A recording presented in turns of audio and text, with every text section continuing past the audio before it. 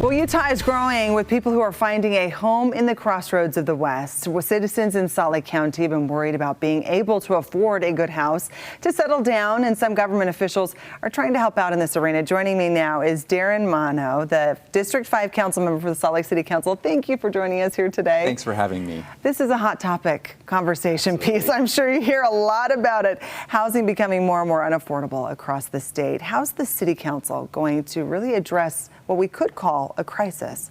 I definitely would call it a crisis, and this is one of the biggest topics that we're working on in Salt Lake City, and we're really taking an all-hands-on-deck approach for everything from funding projects to try and get more affordability out of housing projects, but also changing our zoning ordinances to encourage more affordable housing to be built within our city. Tell me a bit more about the zoning. Does the zoning change the availability and the cost of housing in Salt Lake City? Yeah, right now we're working on something called the Affordable Housing Incentives, which is a new zone that will affect the entire city, a new ordinance that will affect the entire city. And what it does is it allows developers or landowners to build more on their property than they normally would if a percentage of those are affordable. So it's going to help us get more housing units in general, which is good, but also a portion of those are going to have to be deed restricted affordable and only rented or sold to families that qualify for that level of affordability. Okay, so how are people at home hearing this news right now going to feel and think about this?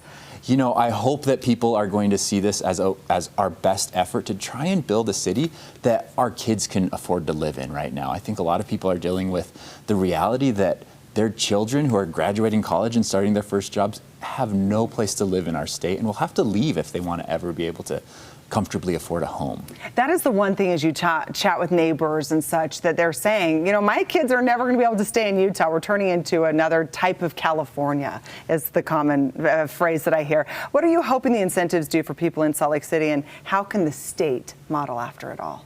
That's a great question. What we hope that it'll do is it'll unlock some of that space in the city that exists but is really hard to build on right now, so that we can get more units throughout all of our neighborhoods. I hope that it'll increase equity so that the housing that's getting built isn't only in the downtown core or on the west side, that it's really throughout the whole city. But most importantly, we will have a certain percentage of those units that are affordable and cannot be sold at market rate. They must be sold at an affordable level. Okay, tell us where people can learn more about the proposal, Darin. Yeah, we have a website. It's tinyurl.com/affordable housing incentives, and the council's always interested in hearing feedback from the public on what we're working on. Okay, we have a little bit of time left. Is there anything else that I didn't ask that you were really hoping that the public hears here today in regard to this topic? You know, the thing that's really the most important to me is just understanding that our housing in our city, that our neighborhoods, they might change, and that's difficult for people sometimes, but we're changing in a way that is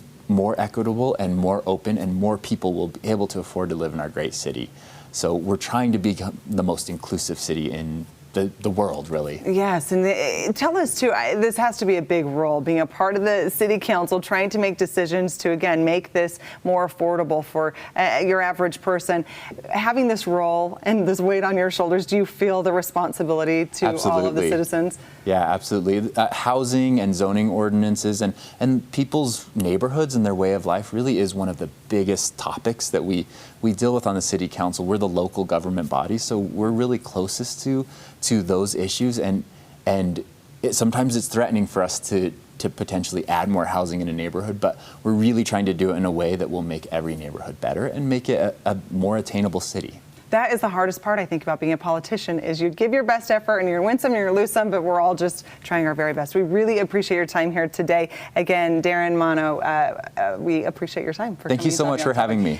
For this information, we'll have the interview on our website, abc4.com, for those who are looking for more information as to what you talked about here today.